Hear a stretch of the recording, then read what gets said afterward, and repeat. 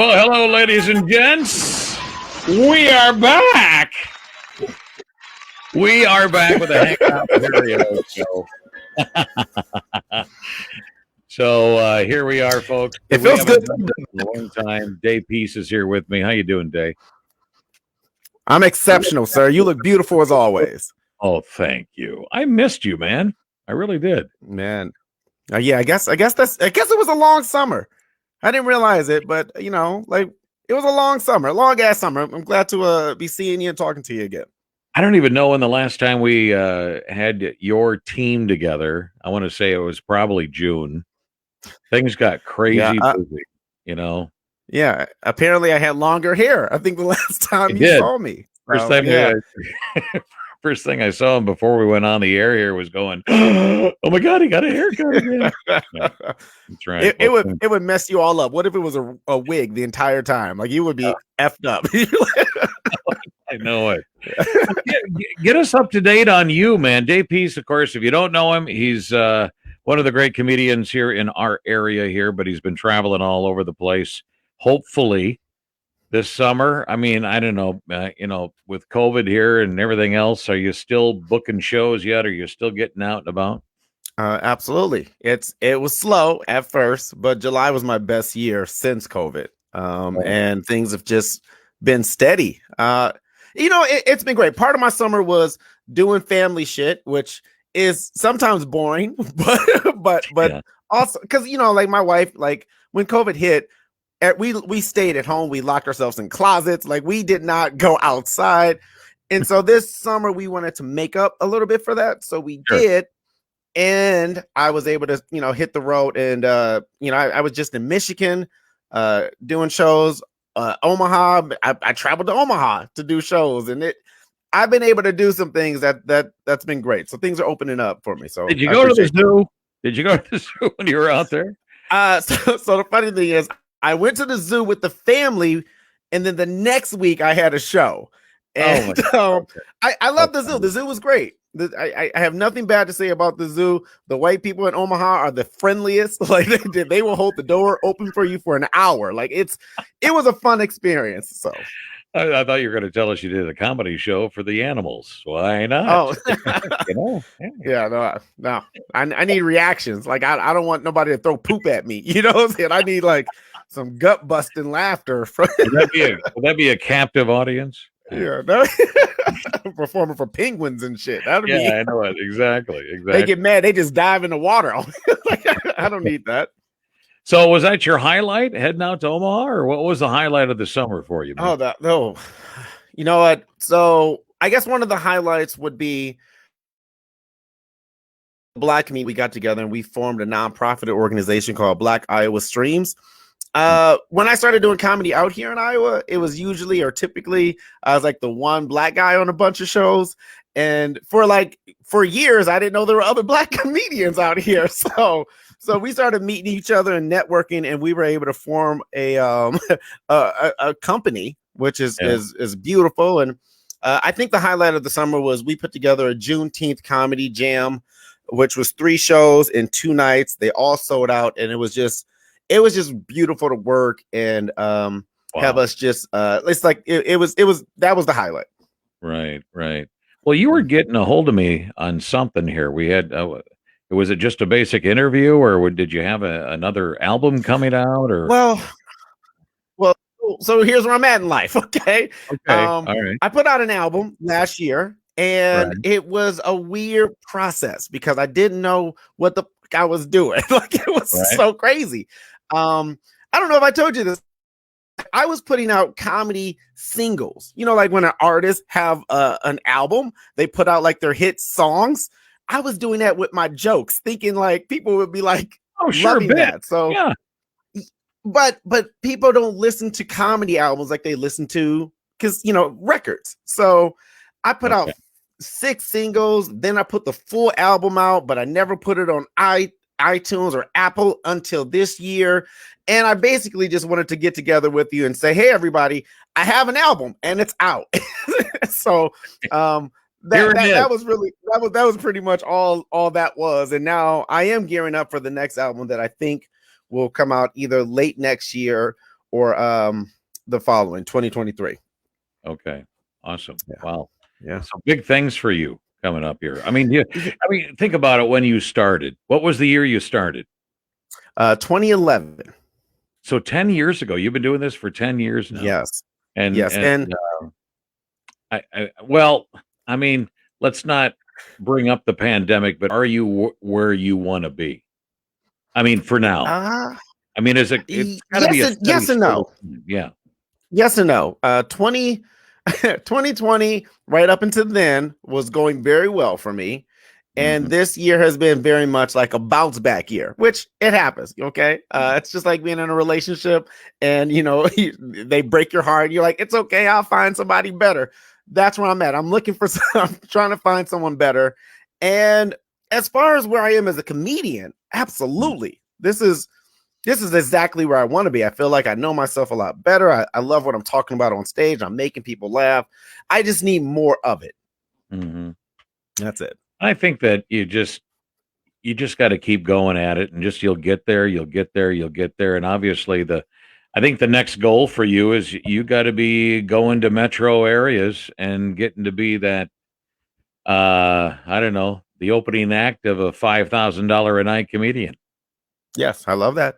And then become that $5,000 a night comedian. I absolutely love that. Out there, I don't know what these comedians, but I do know behind the scenes when we had to get like Bob Zaney, you know, and Kostaki, Economopoulos, you know. Yeah. I mean, those guys, you know, they cost 4 figures, you know, plus travel and all that kind of stuff. Right. That's where you got to get there, my man.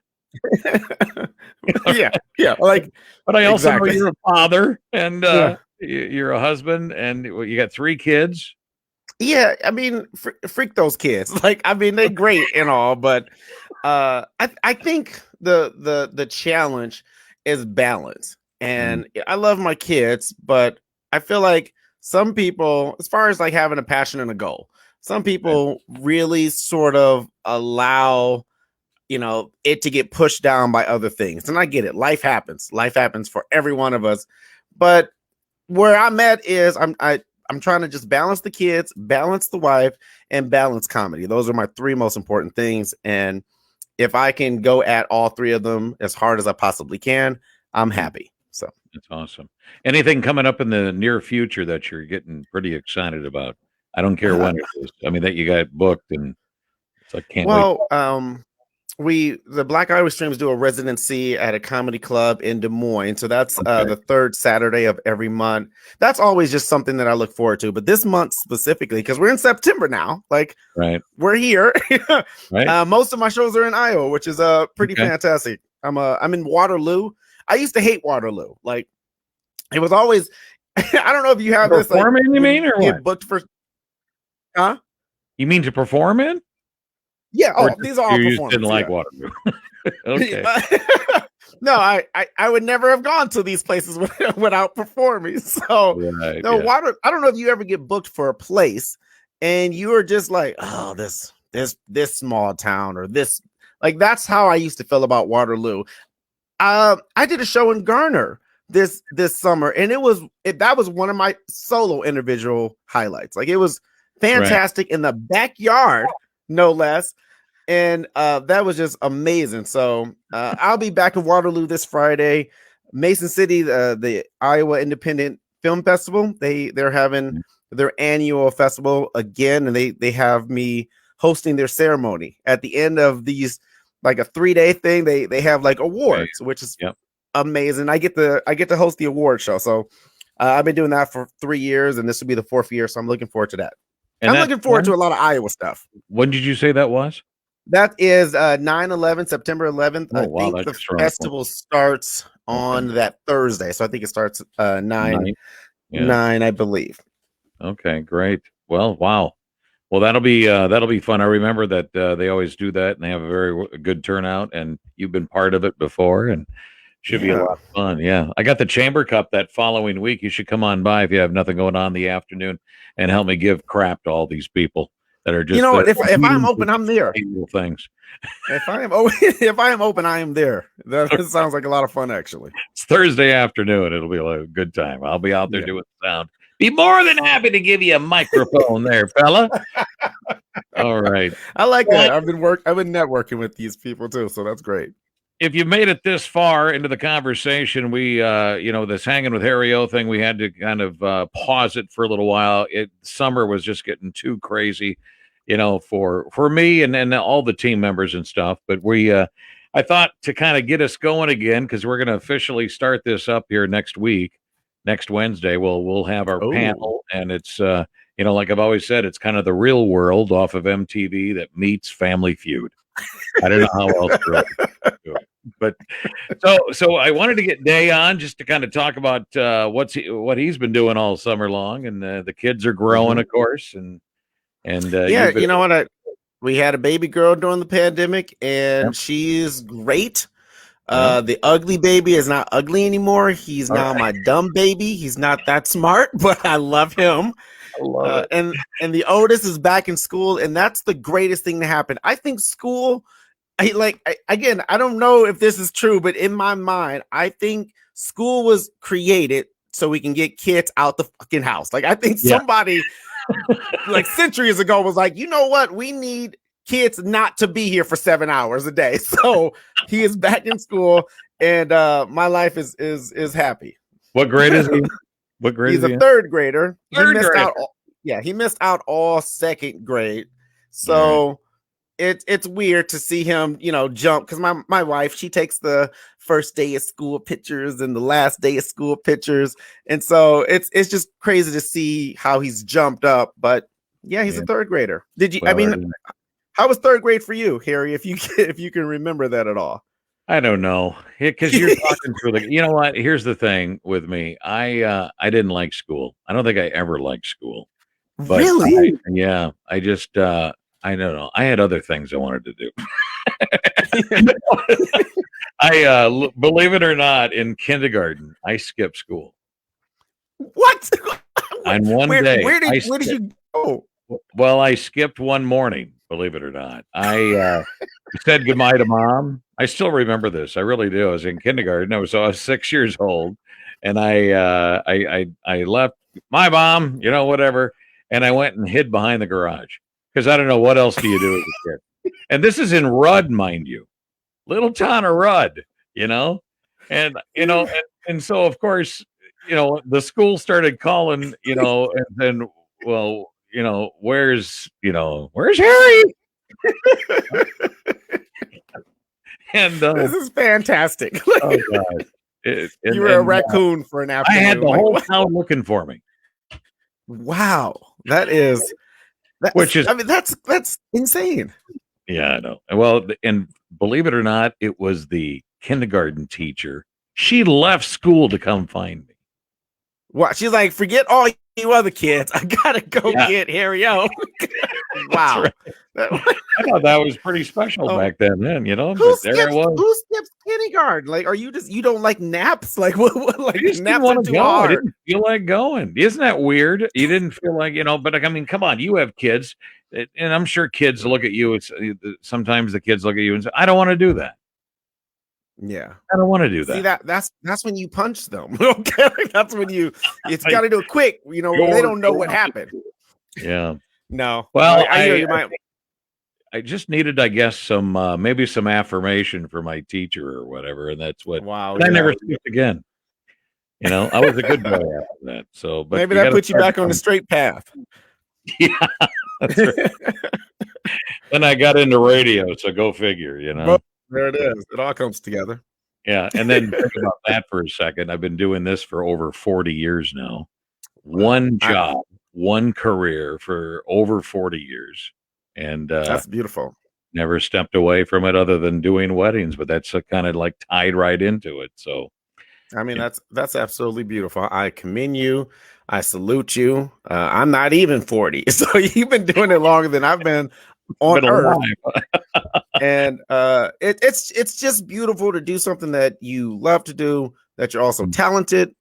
Mm-hmm. And it's a blessing. It's an absolute you know how many people in this world hate what they do and have been doing it for 40 years, you know? Joe. Yes, yeah. So Hey, don't get speaking me of that, wrong. Oh, let go me ahead. ask you, what's your take on the whole thing? I want to know why we can't get anybody to work. I want to know why nobody's, there was one Sunday night I went out to eat one time, and I bet I went to 5 restaurants at 7 o'clock at night trying to find one open. Mm, And everybody, it seems like there's restaurants that are closing early. They're either, it's all due to staffing. mhm. I want to know. I want to go back 3 years. Okay, Okay. go back Okay. 3 years. Let's go back to 2018. What the hell happened here that we can't get anybody that wants to work? I don't remember staff shortages. If you did, it wasn't really that many. Now it's everywhere. Yeah. Nobody wants Yes. to work. I don't get it. Here's what I think. Okay. I only have one thought on it. All right. It reminds me of like a relationship. Like you're a husband and wife, you're together, and you're like, fuck this relationship. I don't want to be with you anymore. I hate you, you hate me, you sleep on the couch, you sleep in the other room, and you stay with that person, for way longer than you should.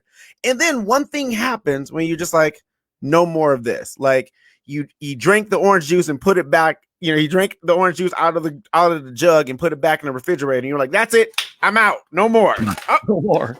No more. Like I can't deal with this. No more. Okay.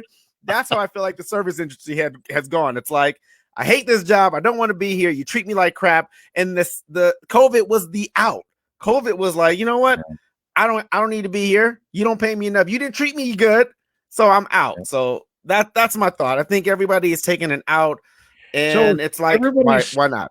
I mentioned this on the air this afternoon. So is everybody living with their parents then?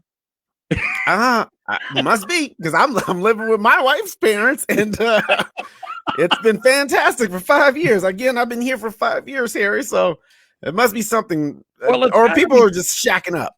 Yeah, it's just got to be more than just the fact that no, I don't want to work for $20 an hour. I don't want to work for that. I don't want to work for 30. I feel like just the way the world is and the market and economy, it's like, I just hate to label COVID for everything. You know what I mean? I mean, I know it's like the back thing. Here's my little thing. I think it's a lot of apathy. I don't want to do it. I think we were so, well, let's face it. Come on. We were home and we weren't doing much of anything. We were just kind of hanging around, and that was about it. And I think we got used to that. No, let's face it. Some people are working from home, but when it comes to these restaurants, I mean, I know it's not a glamorous job to be a waiter or waitress, but geez, seriously? I mean, I don't know about you, but when I go out to eat now, I mean, I'm tipping good. In fact, I'm probably getting close to 30% when I tip, because I mean, first of all, you got to act like you give a crap, but I will tip you 30% if you do. Right. If you're on it, you're doing your job. I know I've been in some restaurants that are pretty busy, and they look a little frantic at times. Some of the waitresses or waiters, but man. Do you hear that, waiters or waitresses? I tip 30%. Yeah. I worked in the food industry for a little bit. I was a server at Applebee's for 3 years, and I think that always I wish everybody could work in the food industry just one time in their life so they can understand how shitty it is sometimes, and how tipping and courtesy and being polite, all that stuff goes a long way. But I would say, just as a alternative, perspective, I remember I was working at a retail job for over, 10 years, and I was just giving it my all, just like employee of the month kind of thing. And when I had my first son, something changed in my brain where I reshifted my priorities. And all of a sudden, this job wasn't the most important thing in my life. And that mentality, shifted to family and my child and things like that. And I see that in a lot of people. Sometimes, you realize how short life is with, an alarming number of deaths and people passing away. And it's like, hey, do I want to waste my life, at McDonald's, or do I want to go do something else that is more meaningful? So again, I'm just I'm kind of playing toward the, that side of it, but just you're another right. I think alternative. it's true. Everybody got reconnected again. It's like, oh, they got reintroduced that, oh, here's your wife, or oh, here's your kids. It's like, yeah, that's right. Life isn't I hectic. forgot what gotta you look slow like. down. That's right. Hey, before we get into a little bit of entertainment here in a little bit, I have some crazy stories I want to share with you here. Yes. But do you have plans for Labor Day weekend this weekend? No, not at all. I did not know people did things for Labor Day. Yeah, I know Monday is the kids don't go to school on Monday, so I got to deal with them for another day, but that's all I knew.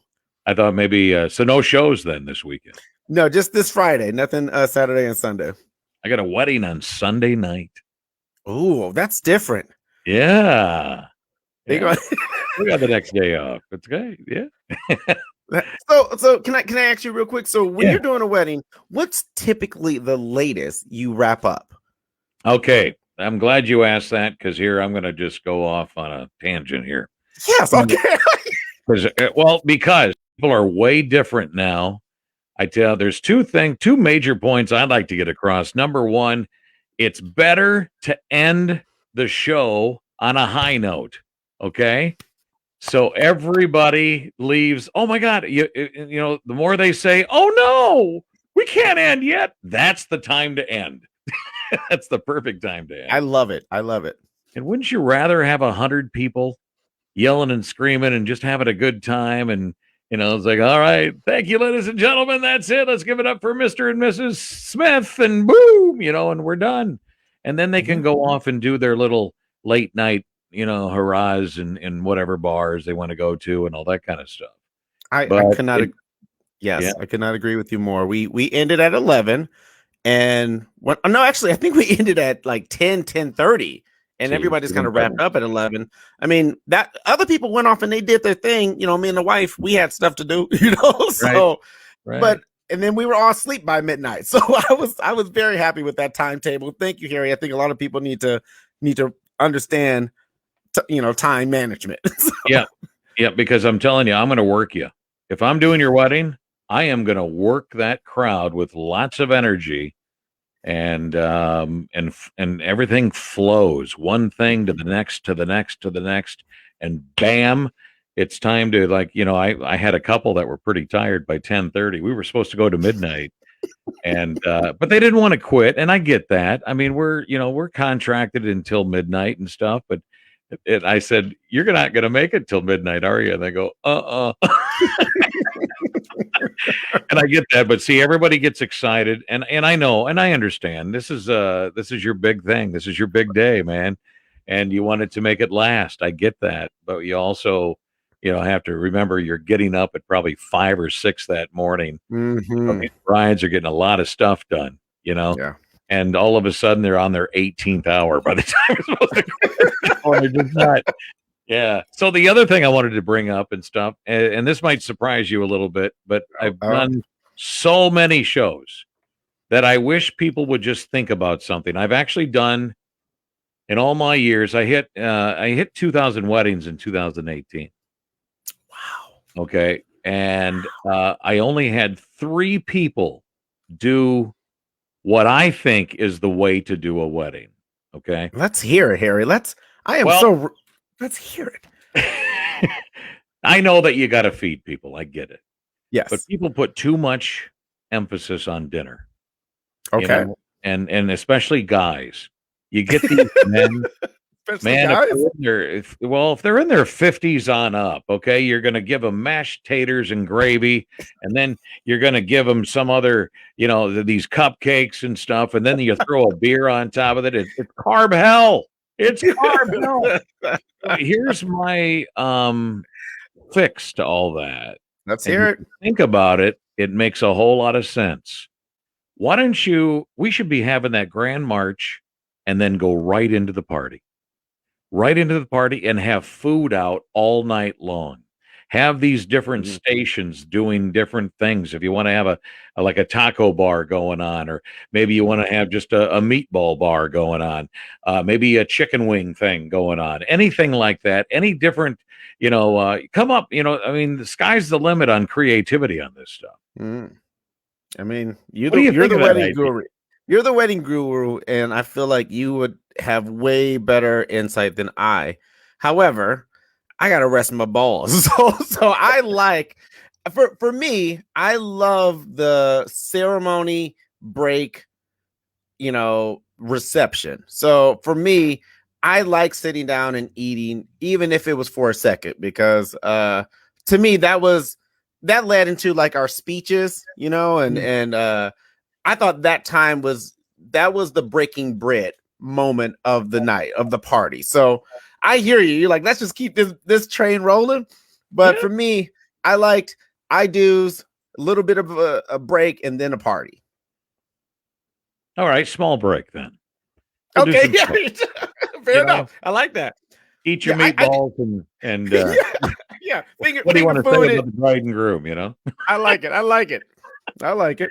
Or at I'm least, you with know you. what? It's a nice compromise. Come up with a compromise to some of that stuff, Yeah. Yeah. you know? But see, everybody is programmed to think, Mm. well, we got to do the grand march, got to cut the cake, and then we got to sit down for an hour and a half, you know? And I just really believe that people should try that sometime. All So right. You should write a anyway, book. You should write oh things to gosh, do I and know don't I do. should. Man, I tell you, I have stories I could tell you. Speaking of stories, I'm going to read you some crazy, stupid news stories, and we're just going to do a few of these. You know, who Okay. knows? I told Day, I said, we're not going to go on for an hour tonight, but you never know with us, right? No, it's fun. Yeah. Okay, so here's a stupid news story number one here. Did you hear about this man in East China? He inserted a 20-centimeter long eel into his rectum from his anus back in July, I guess, in hopes of relieving constipation. That's what you got to have constipation pretty damn bad to do something like Yeah. He's now a gay man. He's like, this is what this is. I mean, that. did it work? Well, what motivated the guy to do so? It's a folk remedy that says an eel can actually help with the whole, movement stuff. So, but instead of curing the constipation, the eel went from the man's rectum into the colon, and he bit through it, and that was the problem right there. The eel, Okay. believe it or not, he was obviously sent to the hospital, Oh, I and think I the mean, he eel was was sent to the obviously hospital. he was enduring a lot of pain, and of course, he was, I guess, too shy to see the doctor. Do I see a fin out of your rectum right now, sir? That this is not what I signed up for. Well, the doctor who gave him the operation said he could have lost his life as the bacteria that's in the large intestine may cause hematosis or hemolysis or something like that when it reaches his abdomen. And I guess the eel was still alive, Day, by the time it was removed. Yeah. So, I mean, a crazy story he's gonna tell his grandchildren. The one summer I was in a man's rectum for 13 hours. What is happening? Oh my man. God. Yeah, you're absolutely right. That's got to be the worst constipation ever for you to be like, I'm gonna stick an eel up my butt. Now my thinking is, what if he's into this stuff? Like he can't have a normal sex life now. Like when he's with a woman, he's got to be like, this ain't doing it for me. Go get the pickle jar, baby. Like this is like, I don't know. This man's life has changed ever. So, and like, well, who was that famous movie star that had the old guinea pig or whatever it was, or hamster up the butt, or what? Who was that? I can't remember. Was that? I can't. It was some movie star, but I think that was a joke or whatever. Wow. I don't know, but it's always been the butt of a lot of jokes, Sounds like a Jackass movie. It's all right. Here's another one here. This is a woman has described her total shock after she spotted a cow casually riding in a car on a McDonald's drive-through run. This happened up in Wisconsin. Of course. There's only like 3 states. Only 3 states this one happened. It's Wisconsin, Minnesota, Iowa. Like that's it. Like if you said Texas or California, I'd be like, what? Where? Okay. Come on, cheeseheads. We know you love the cheese. Let's take the cow. Let's take the cow. Got your pet cow here. You got a pet 1,400-pound beast with you in the car. Evidently, she filmed the scene. She put it on Facebook where it went viral. I mean, obviously, everybody's checking it out. It says, "Tell me you live in Wisconsin without telling me you live in Wisconsin." That's beautiful. Yeah. So anyway, she told the local news station, TV News, that she spotted the cow while drive-through lines were long during the lunchtime rush. I seem to have been the only freaking out about a cow being in a Buick, she said.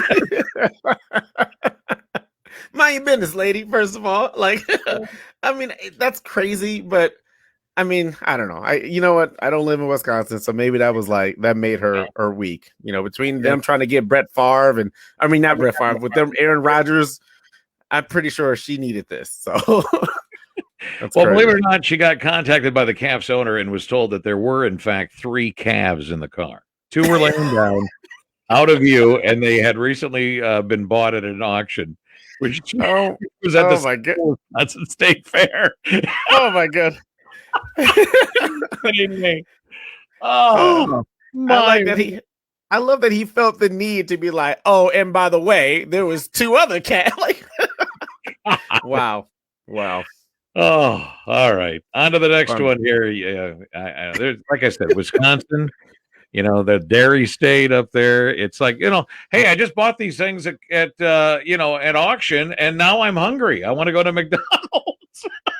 Yeah, like, so let's go. You can't. You know how much gas prices is high. You can't take the calves home and then go to McDonald's. Like, what if they want something? So, like, that'd be weird if he's like, hey, you guys got a milkshake for my cow? Like, I mean, that'd be something else. So, I ain't mad at him. All right. Well, there you go. I just, I don't know. It's just people will do anything today, man. And I don't know. You watch social media quite a bit. Did you happen to see that? No, okay. I don't see a lot of that stuff. I'm glad I don't. I don't know if I would respond normally. See, that's my problem. Right. I want to say things and it may not be politically correct or nice. So. Well, now you could use that one in your lineup, And oh yeah.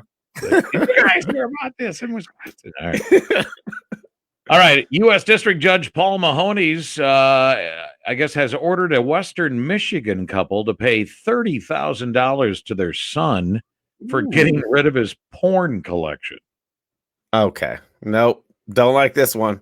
Yep. What? The judge's decision this week came, earlier this week, I guess, came 8 months after, I guess, a 43-year-old won a lawsuit against his parents. 43. He said they had no right to throw out his collection of film. Another item. He lived, I guess, at their Grand Haven home for 10 months after a divorce before moving to Muncie, Indiana. And I guess the judge followed the value set by an expert. MLive.com reported that the parents also must pay $14,000 to their son's attorney. Holy cow! Get the shit out of here. $4,000. Get the shit. That is crazy. Oh my goodness. Like, there's so much in this one story. First, I feel like you ever see like a homeless man that looks like he's definitely on drugs, and you're like, I would give him money, but I know he's going to go buy more booze. This guy's going to go buy more porn. Like, he's going to buy the most porn that he can find. Then you said he's 43. Like, that just, oh my God. This is too much for me. I cannot process this in my brain. Like, what do you like in court? Like, exhibit A, look at my towel that's all crunchy. Like, how do you value these things? This is weird. Sorry. Well, and imagine, I mean, you got to be really, swallow your pride there, boy. I mean, I don't know what, gosh, I don't, what is more significant here, that he actually took him to court for that, or he, because this is just, but obviously maybe he's one of these guys that, doesn't want to work. I don't know. He's living with his parents, I see in my mind, I feel like he has like a glass case and like, like Funko Pops and like just like this is the DVD, like magazines that's stuck to the pages. Like I don't understand how you take people to court and they're like, yeah, this was $10,000 worth of damage. You know what I'm saying? Like, oh my goodness. I got you. What's he Exhibit gonna B. do now with 55,000? It's all 'Cause he point. can't- He's got to up his game. He's got to go get like a robotic woman, and like he's got to start all over here. He's got to start from the bottom. Now he's here. So I don't know, man. There you go. Maybe he'll buy a whole fleet of them. You know, you could probably buy about, I don't know how much those things are. 10 grand. Those robot, you know, that'll do anything you want. He's oh my goodness. That's a story. Maybe we got to take a trip out to Pure Pleasure and find out what's going on out there. Yeah, you know what we do? It's the most expensive thing. Let's just go in there. Let's just price match. Like let's do some research here because this is insane. I love it. Oh my goodness! In the fact that he won. One more story here, then we'll call it a night here, and I really appreciate Dave Peace being here tonight. We're kind of doing the welcome back to the Hanging with Harry O show that will be starting up officially here next week again, next Wednesday. We try to be here every Wednesday night anyway, and and Day has actually been part of a couple of our teams here. I get in where I fit in. I'm like a substitute teacher. That's right. Well, this one's all COVID related here on this one. Rio de Janeiro. Ever been there? No, sir. Okay.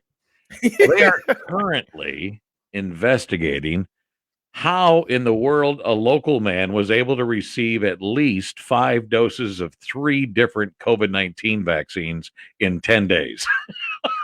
Okay. So this is like Fauci wearing 5 masks. No, say the shots again. In 10 days, what did he do? Well, let's see. According to official records, the unnamed man, he started getting COVID-19 vaccines back in May. And then he continued getting new jabs into June until his vaccination marathon was, I guess, finally discovered by, I guess, a staff member at a vaccination station earlier this month while attempting to, get yet another one, so... let's face it, the guy was trying to boost the boosters. I'm assuming, and I realize a lot of these were 2 doses. I think the Johnson & Johnson was the only 1 dose, right? Mm-hmm. Yeah. I remember right. They showed that the man got his first Pfizer shot on May 12th, and then the second dose of AstraZeneca on June 5th. The second dose of CoronaVac. That's a new one, but it's in Rio de Janeiro. I guess that's just made up of, I don't know, salsa and sounds like a Walgreens knockoff brand. Like what? CoronaVac.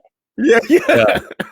Anyway, it's not clear what his 6th dose was supposed to be, but I guess at first authorities believe the man's confusing COVID-19 vaccination records were just a glitch.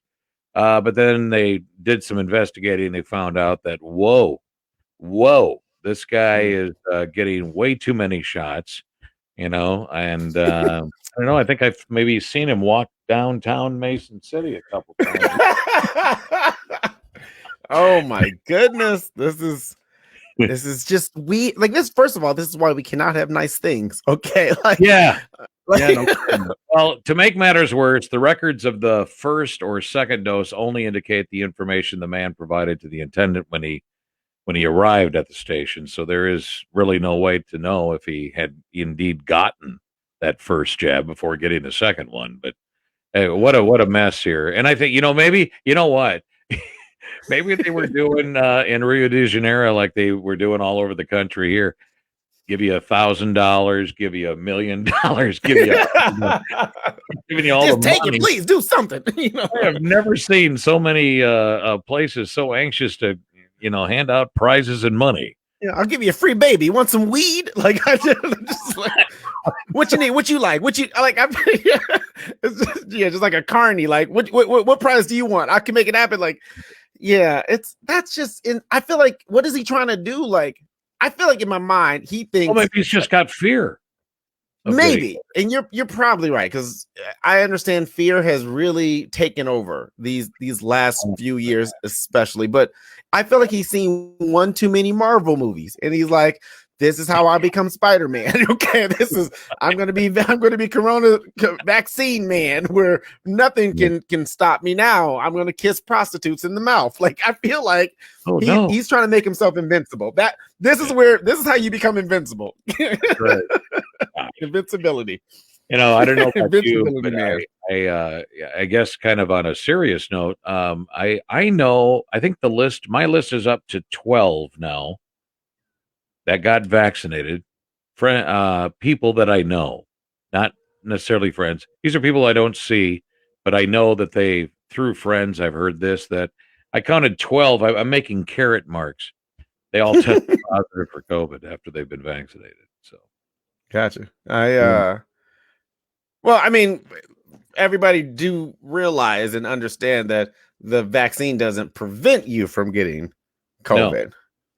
But because I feel like that's been some leading story where it's like, again, now I'll never get COVID. Like, no, that's not how it works. It just lessens the symptoms. And again, back then, you can die from like chicken pox and stuff. So like all this is just like let's this is the best way to try and fight it. So I hear you, but I still believe it's the best available option.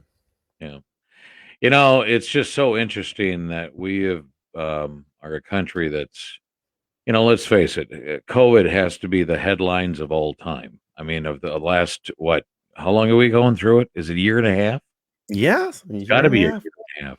Mm-hmm. And I think all of the stuff that happened besides that, I mean, from the systemic, racism thing in Afghanistan, I mean, everything's been going on to take over some headlines in between. It's like we've had other stuff to go on. And we just, like I always say, man, we got to love, care, and serve people. You'll find joy in your life if you do that. I'm a pretty happy guy. I really am. Some lady's going to be really lucky to get me. I tell you that. Yeah, you're definitely a happy person. Your name's almost spell happy. So I'm I would agree with that. Yeah, and a lovely lady she would be getting a great man in you. If you can lock it down and make it happen. So I don't know. Well, that's enough to me, and I'm never worried about it. It just good. So good. Hey, real quick, tell everybody how they find you and where you're going to be. We can buy tickets for something to see you live. I love that. Best way to stay updated is my link tree. I started a link tree, and that's just been the best way to stay updated with what I got going on. It's similar to like a website, but it has all like my social medias and all of my links. Instead of just posting them constantly, I can just post one thing, Linktree, Daypiece Comedy, and you can just get connected to my YouTube, my comedy album. I started an Instagram page for my nipple because that's a thing. All the craziness, you can find it there. But again, I'll be in Waterloo this Friday, hosting the film festival on 9/11, and then at the end of the month, I'll be back in Des Moines. That's the following week, right?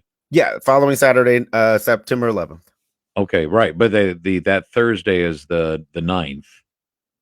You said this Friday. I'm sorry. Yeah, this Friday I'll be in Waterloo, and then next week. Okay. So good. I appreciate it. Thank you. Okay. Yeah. And how do we get tickets to come see you down there? You can find it through my Linktree link, but you can just find the club, which is Teehee's Comedy Club in Des Moines, Iowa. Buy a ticket, come out, support. And I mean, there's so many. I got new t-shirts. My new t-shirt that I'm selling now is I Heart DP. It's like the New York. It's like the New York. It's like the New York shirt. I Heart NY, but it's I Heart DP, and it can be for whatever you want it to be. It could be Dr. Pepper. I'm sure the people's minds go crazy on that one. Yeah. Dr. Pepper, Day Peace. I mean, whatever you want it to be. It's a dealer's choice. Speaking of, by the way, how do you spell Teehee? Like T is T. Yeah, it's Teehee apostrophe S Comedy Club. Wow, very good. Teehee Club. Yeah. Not I Tiki. know. Not the Not Tiki Tiki. Club, it's the Tee-hee Club. Not Tiki, not Titty, it's Teehees. Make sure you get it right. 4 E's. Make sure you go and you wrap up those shows by 11 o'clock. Okay. Get some food in there around so people can kind of munch while you're telling jokes up there, man. Come on. I love it. That's what we need to do. So I think weddings, I mean, first of all, you got the Z generation. I've had a lot of these 21 to 23-year-olds getting married this year. If you want to do something different, and they always do, get yourself a comedian like Dave Peace to open up for, you know what? This is way better than those toasts they give. I would actually really agree with you. I've been doing some very different gigs that have been a lot of fun, and it comes from trying something different. So I'm 100% there with you. And I'll break this. I haven't shared this on social media yet, but the brewery show that I was doing for almost 4 years before everything shut down at Mason City Brewing is coming back. The brewery is now back and open, and I will resume comedy there next month, which is the second Friday of every month, October 8th. So just throwing it out there because that's going to be a really fun show to get back to. So love it. Dave Peace, love you. Thanks for being here. You're always willing I to. love hanging with Harry.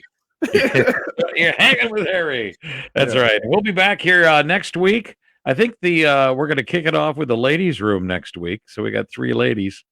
And do me a favor, when you launch these, tag me. That way I can share it because I want more people to see it. I want more people to support this. And I feel like I've missed a bunch of them. So tag me. That way I can just make sure more people are watching, tuning in. Well, and you know what? I really want to be different in the fact that nobody does what we do here. I mean, on a normal week, we would be, and I mean it. Do you remember The Real World from MTV? Do they still have that show? Is that still yes? It's a new thing, but yes. Oh my God, yeah. So, and see, because I tease MTV because when MTV came out, they were playing music, for 15 years. The other 35. Then they went to the Jersey Shore, and it went in a different babies at 16. Yeah, Beavis and Butthead. Yeah. The Real World meets Family Feud. That's what it's all about. There is no script for this show. We just kind of go for it. Yeah. So whether we bore you or make you laugh, and giggle, that's the whole point. So, all right, Day. Have a good night, man. Appreciate it. You be safe. Talk to you soon, okay? Always a pleasure, bro. I'll talk to you when I talk to you.